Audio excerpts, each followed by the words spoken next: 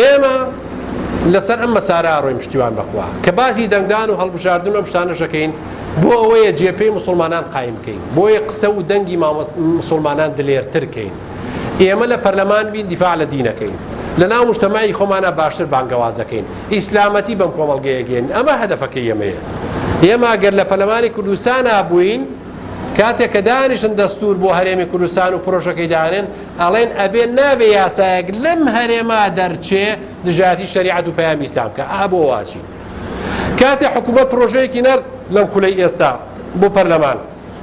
دیێمە بەرنامەمانەیە 5 ملیار دۆلار قەرزەکەین بە ڕیبا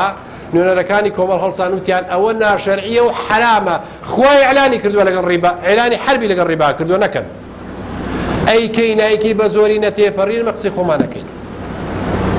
بەس هەتا زۆرتر من قسەمان باشتر ئەڕوا هەتا زۆرتر من نەتوانی باشتر دیفاع لە میلەت و خەڵکە بکەین لە پەیامی ئەم خەڵکە بکەین ئەوەیە هەدەفەکەی ئێمە لەبەرەوەی ئێمە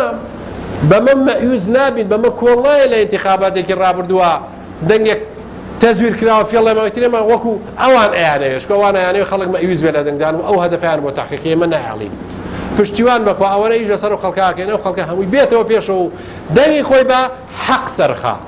پەروەردە ئیسلامەتی خولوق ئەخلاقی جوان بەم کۆمەڵگەی ئەبەخشێ دەیوەرە سوڵتەی بەدەست بێت چیەکە دەیوەرن ئەگەر بتوانین ئەم هەموو زۆڵمە ڕۆژانە لەم خەڵکاکرێ ئەم هەموو ملیارە دۆلارێک کە ئەبراوە لە عێراقش و لە کوردستانیش دەستێکی ئەمین بکەوێتە دەستێکی ئەمینە وڵاتە چۆن بەرەو چاکسازی ڕوا